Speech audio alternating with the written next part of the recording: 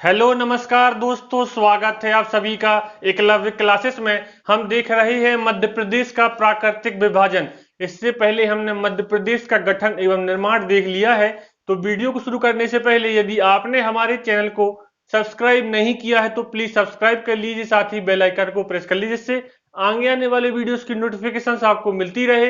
तो चलिए वीडियो को शुरू करते हैं। हमारा प्रमुख उद्देश्य मध्य प्रदेश पुलिस भर्ती, एसआई, जेल प्रहरी, इन सभी की विस्तृत तैयारी करवाना है। इसके अलावा मध्य प्रदेश करंट अफेयर्स की क्लासेस भी चैनल पर अवेलेबल है, तो आप जाकर वहां देख सकते हैं। ठीक है, तो चलिए वीडियो को शुरू करते हैं। हम देखेंगे कि मध्य प्रदेश को हम मिट्टी, जलवायु एवं भौगोलिक आधार पर किन तरीकों से विभाजित कर सकते हैं। ठीक है, साथ में ही हम मैप के द्वारा भी देखते जाएंगे कि किस प्रकार प्राकृतिक विभाजन मध्य प्रदेश का हमने 7 भागों में किया है।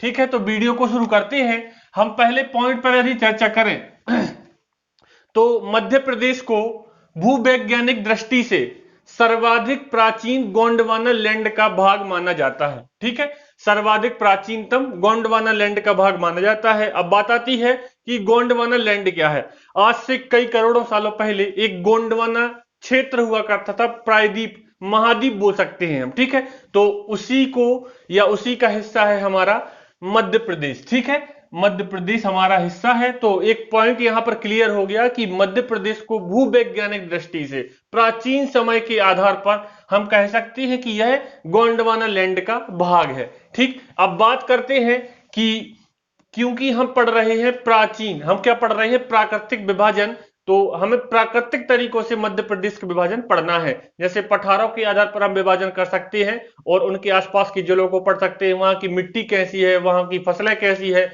वहां उद्योग किस प्रकार के हैं। ठीक, तो अगले पॉइंट पर यदि चर्चा करें तो मध्य प्रदेश को मिट्टी, जलवायु एवं भौगोलिक स्थिति के आधार पर 7 भागों में या 7 प्राकृतिक प्रदेशों में बांटा गया है।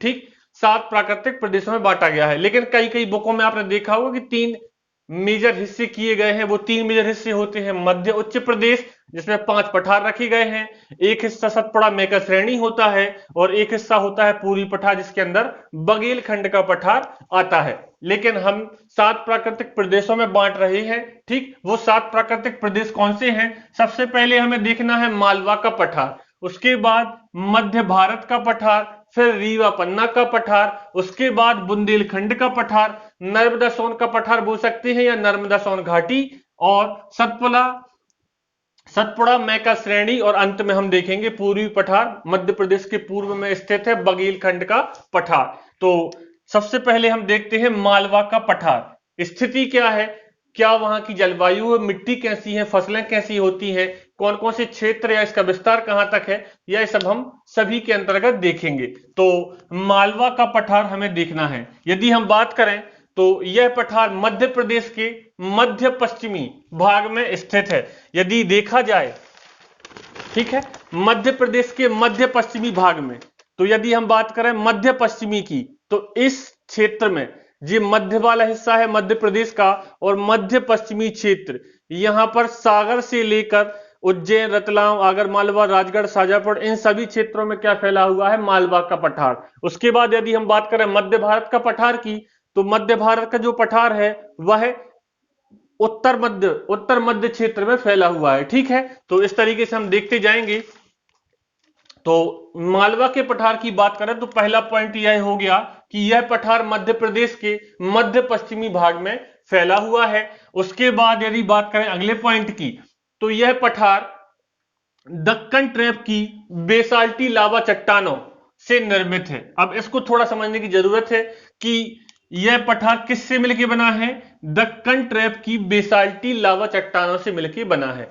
पहली बात तो यह दक्कन ट्रैप क्या है, तो दक्कन ट्रैप जो है वह पश्चिम मध्य भारत में स्थित लगभग 5 लाख वर्ग किलोमीटर के क्षेत्र में फैला हुआ एक चट्टान है, बहुत बड़ी विस्तृत चट्टान है, बहुत बड़ा विस्तृत क्षेत्र है। ठीक है, ट्रैप का मतलब क्या होता है, जब ज्वालामुखी से निकलने वाली जो लावा होता है, जो बेसाल्टी लावा होता है, वो कई परतों के रूप में जब जम जाता है तो हम उस कई परतों को मिलाकर क्या बोलते हैं, ट्रैप बोलते हैं। ठीक है, तो दक्कन ट्रैप बेसिकली ज्वालामुखी से निकलने वाला जो लावा है उससे जो निर्मित चट्टाने हैं उसको बोलते हैं दक्कन ट्रैप। ठीक है, यह कहां फैला है, पश्चिम मध्य भारत में फैला है और लगभग कितने एरिया में, 5 लाख वर्ग किलोमीटर के एरिया में फैला है। बात करते हैं यह किस प्रकार की चट्टान है, तो बहुमुखी आग्नेय चट्टानों का उदाहरण है। ठीक है, यहां पर हमें उदाहरण मिलते हैं। तो समझ गए होंगे कि यह पठार दक्कन ट्रैप की बेसाल्टी लावा चट्टानों से निर्मित है और मध्य प्रदेश के मध्य पश्चिमी भाग में स्थित है। उसके बाद देखें यदि अगले पॉइंट पर, तो किस प्रकार की मिट्टी है यहां पर, तो यहां पर मेजरली काली मिट्टी पाई जाती है। ठीक है, अभी आगे जाके मिट्टियों का हमें विभाजन पढ़ना है, मिट्टियों के प्रकार पढ़ने हैं। तो काली मिट्टी जो होती है उसे हम काली कपास की मिट्टी कहते हैं, क्योंकि काली मिट्टी में कपास सबसे ज्यादा होता है। ठीक है, गेहूं होता है, सोयाबीन भी होता है। तो यहां पर प्रमुख मिट्टी कौन सी है, काली मिट्टी है। यदि काली मिट्टी इस क्षेत्र में ज्यादा है तो फसलें भी कैसी होंगी, ठीक है, काली मिट्टी सबसे ज्यादा कपास के लिए लाभदायक होती है, तो यहां सबसे ज्यादा कपास होगा, गेहूं होगा, सोयाबीन होगा। तो यहां प्रमुख फसलें गेहूं, कपास, सोयाबीन। इसके बाद अगला चलते हैं। अब जब बात आती है कि मिट्टी काली है, काली मिट्टी से कपास होता है, तो इससे उद्योग कौन सा होगा, सूती वस्त्र उद्योग। ठीक है, क्योंकि कॉटन यहां ज्यादा होगा इस क्षेत्र में, तो प्रमुख उद्योगों में यहां पे सूती वस्त्र उद्योग। बात करते हैं इंदौर की, तो इंदौर इस क्षेत्र में, ठीक है, सबसे बड़ा एक क्षेत्र है। अब आगे चलते हैं, तो मालवा को क्या कहा जाता है, गेहूं का भंडार कहा जाता है। ठीक है, इसके बारे में हम पढ़ते आए हैं कि मालवा को गेहूं का भंडार कहा जाता है। उसके बाद यदि बात करें कि इसका विस्तार कहां तक है, मालवा का पठार कितने जिलों में फैला हुआ है या कितने क्षेत्रों में फैला हुआ है, तो मध्य प्रदेश के लगभग 19 जिलों में यह फैला हुआ है, आंशिक या पूर्ण रूप से। ठीक, यह लगभग मध्य प्रदेश के 19 जिलों में आंशिक या पूर्ण रूप से फैला हुआ है। उन जिलों में इंदौर, देवास, धार, झाबुआ, ठीक, इंदौर, देवास, धार, झाबुआ, उज्जैन और अभी बना है नागदा जिला, रतलाम, भोपाल, विदिशा, रायसेन, राजगढ़, गुना, और गुना से अभी अलग हुआ है चाचौड़ा, सागर, अशोकनगर, खंडवा और खरगोन का कुछ भाग। लगभग कुछ मेजर हमने जिले यहां पे लिखे हैं। इसका विस्तार यहीं तक है, मालवा का पठार। ठीक है, 19 जिले के आसपास क्षेत्र आता है मालवा के पठार में। ठीक, अब प्रमुख नदियां देखें इन क्षेत्रों में, जो जिले यहां आ रहे हैं इस क्षेत्र में, इन क्षेत्रों में जो नदियां बहेंगी वही इसकी प्रमुख नदियां होंगी। तो प्रमुख नदियों में चंबल, बेतवा, क्षिप्रा, काली सिंध, धसान, पार्वती, सुनार और माही। प्रमुख नदियों में चंबल, बेतवा, धसान, ठीक है, यही मेन है, क्षिप्रा और काली सिंध।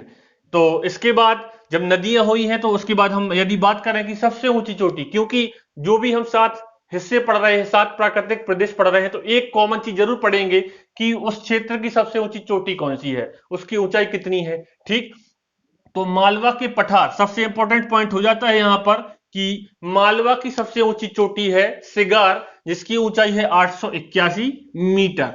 ठीक, इसके बाद यदि बात करें यहां किस इस क्षेत्र में कौन कौन सी जनजातियां पाई जाती हैं, तो प्रमुख जनजातियों में गोंड और भील यहां की प्रमुख जनजातियां हैं। ठीक, और यदि पर्यटन की दृष्टि से देखें, घूमने लायक जगह कौन सी है पर्यटकों के लिए इस क्षेत्र में, तो पर्यटन की दृष्टि से उज्जैन, सांची, रायसेन, भीम बैठिका और विदिशा में उदयगिरी की गुफाएं, ठीक, आदि इस पठार के मुख्य पर्यटन स्थल हैं। ठीक, उज्जैन, सांची, रायसेन, भीमबैठिका, विदिशा की उदयगिरी की गुफाएं इस क्षेत्र के प्रमुख पर्यटन स्थल हैं। तो हमने देखा मालवा के पठार के बारे में, हमारा एक प्रदेश कवर हो गया, एक क्षेत्र हमने यहां कवर कर लिया। मालवा का पठार, प्रमुख मिट्टी काली थी, काली मिट्टी है तो यहाँ पे कपास, गेहूं, सोयाबीन होगा। इससे सूती वस्त्र उद्योग यहाँ का प्रमुख उद्योग होगा। इसका विस्तार मध्य प्रदेश के 19 जिलों में आंशिक या पूर्ण रूप से है। जनजाति गोंड भील पाई जाती है और प्रमुख पर्यटन स्थल भी देख लिए। ठीक, और सबसे ऊंची चोटी सिगार 881 मीटर। यह सभी हमें जानकारी यहाँ देखते जाना है। और प्रमुख नदियां देखी चंबल, ठीक, धसान, सुनार, माही, इस तरीके से काली सिंध, क्षिप्रा हमने नदियां देख ली। इसके बाद हम बात करें अगले रीजन की, मध्य भारत का पठार कहां फैला हुआ है, कौन सी मिट्टी है, क्या फसलें हैं, कौन सी जनजाति पाई जाती है, यह सभी हमें देखना है। तो अगला क्षेत्र हमारा है, अगला पठार है मध्य भारत का पठार। फैला किस क्षेत्र में है, तो यह मध्य प्रदेश के उत्तर पश्चिम में स्थित है। मध्य प्रदेश के उत्तर पश्चिम में स्थित है। यदि मैप के हिसाब से देखें ठीक है, यदि मैप के हिसाब से देखें तो मध्य प्रदेश के उत्तर पश्चिम में, ठीक है, उत्तर ऊपरी हिस्सा होता है, उत्तर और पश्चिम इस क्षेत्र में जो फैला हुआ है हिस्सा उसे बोलते हैं मध्य भारत का पठार। ठीक है, जैसे हम देख सकते हैं श्योपुर, ग्वालियर, शिवपुरी, मुरैना, भिंड, ठीक, दतिया, तो यह वाला क्षेत्र आएगा मध्य भारत के पठार में। ठीक, तो यह मध्य प्रदेश के उत्तर पश्चिम में फैला हुआ भाग है।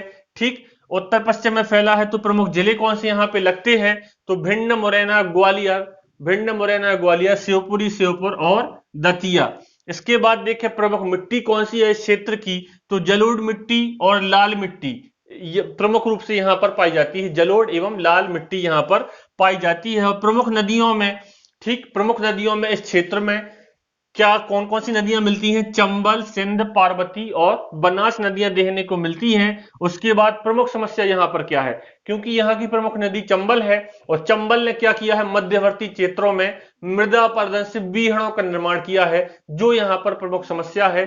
ठीक, चंबल नदी ने मध्यवर्ती क्षेत्रों में मृदा अपरदन से बीहड़ों का निर्माण किया है, जो यहाँ की प्रमुख समस्या है। इसके बाद यदि बात करें प्रमुख फसलें, ठीक, प्रमुख फसलें यहां पर होती है सरसों, तिलहन, मक्का, चना और ज्वार।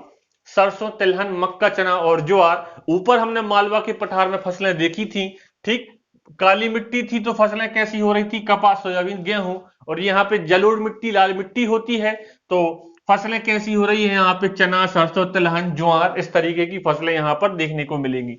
प्रमुख जनजाति, मालवा के पठार में प्रमुख जनजाति गोंड और भील थी, लेकिन मध्य भारत के पठार में हमें प्रमुख जनजाति सहरिया मिलेगी। प्रमुख जनजाति सहरिया, ठीक है, बहुत ही कम इनका योगदान है मध्य प्रदेश की आबादी में। ठीक, सहरिया। उसके बाद बात करें तो यहां पर भिंड में क्या है, मालनपुर औद्योगिक केंद्र। यहां पर भिंड में मालनपुर औद्योगिक केंद्र स्थित है। तो आज की इस सेशन में हमने मालवा का पठार और मध्य भारत का पठार कवर किया है। कल हम आगे दीव, पन्ना, बुंदेलखंड, अन्य पठारों के बारे में चर्चा करेंगे। यदि आपको आज का यह सेशन पसंद आया हो तो वीडियो को प्लीज लाइक शेयर सब्सक्राइब कीजिए। ध्यान रहे कि हमें विस्तृत रूप से तैयारी करनी है, कोई पॉइंट मिस ना हो जाए, क्योंकि क्वेश्चन कहीं से भी बन सकते हैं कि मालवा पठार क्षेत्र के अंतर्गत कौन सी जनजाति विशेष तौर पर पाई जाती है, तो कौन सी आती है, गोंड और भील। सहरिया जनजाति का निवास स्थान किस क्षेत्र में आता है सर्वाधिक, तो सहरिया जनजाति जो है वो मध्य भारत के क्षेत्र में हमें मिलती है, मध्य भारत के पठार में मिलती है, जिसके अंदर